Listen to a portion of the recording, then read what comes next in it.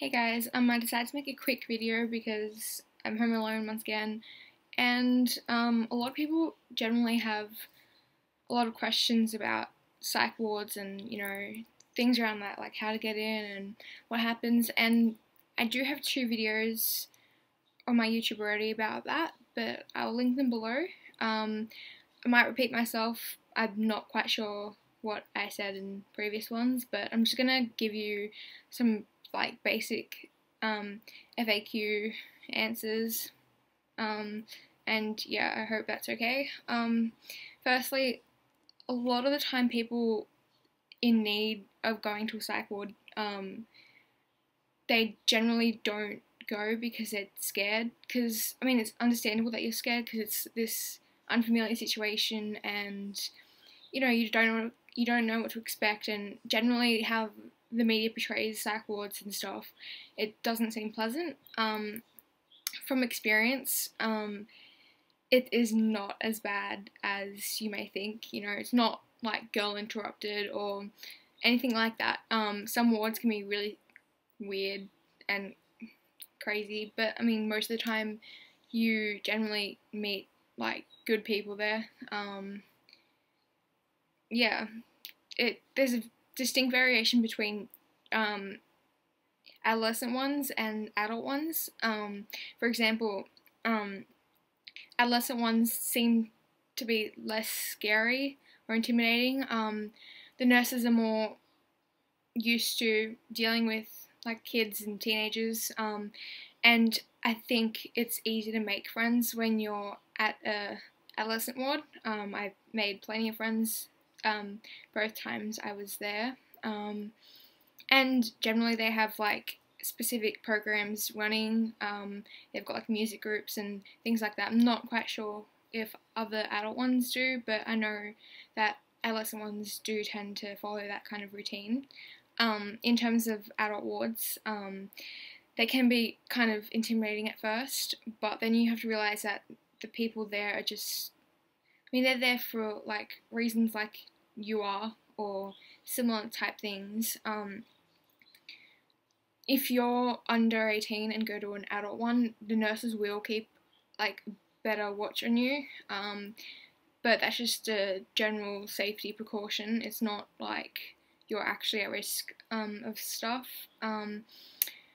You do still meet good people. Like the second time I've been to an adult one, which was the beginning of this year, or maybe it was a few months ago, I don't know.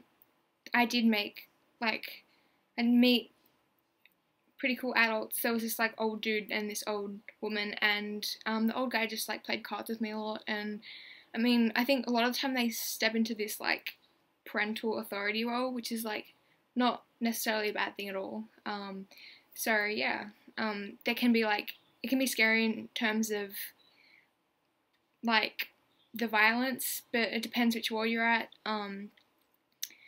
And whether like there's schizophrenics or people like that in that ward. But even then, there are like safety measures and stuff. But what I'm trying to get at is, it is not as scary as you may think. Within the first day, you'll face typical anxiety, but then you'll just get used to it. The nurses are always lovely, and I guess something my psych said to me, which reigns pretty true, is that you're not meant to like psych wards. Like, if you start to like them, if you get used to them, then, I mean, you'll just go there all the time, and instead of using, your safety plan or techniques and distractions and stuff like that, because going to a psych ward is not a place for recovery, it's a place to keep you safe and possibly to inform you on things, but generally it's just to keep you safe.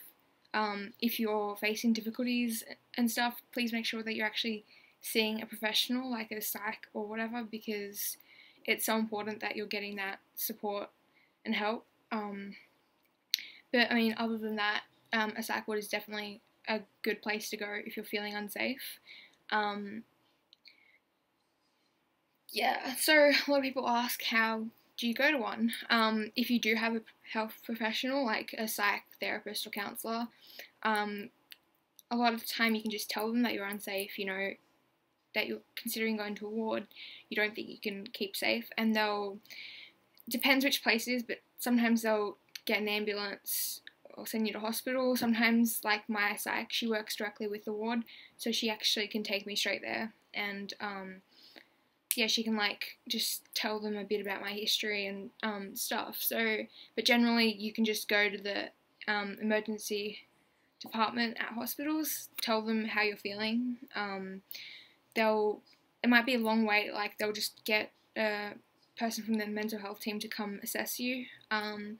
Then if they still think you're like a risk or whatever, they'll get maybe the psychiatrist to come and ask you questions to see whether the ward is a good place for you. If you're upfront, honest, which is obviously hard to do sometimes, but if you just tell them that you're unsafe, you want to go to a ward because you're afraid or whatever your reasons may be, then most of the time they will send you to one.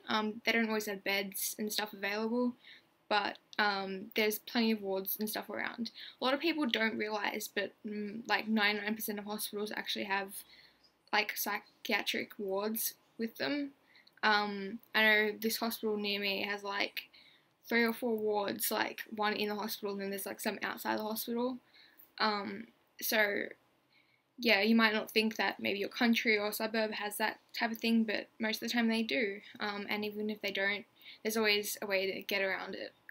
In terms of cost, I'm not quite sure, but in Australia I know that it's free and stuff.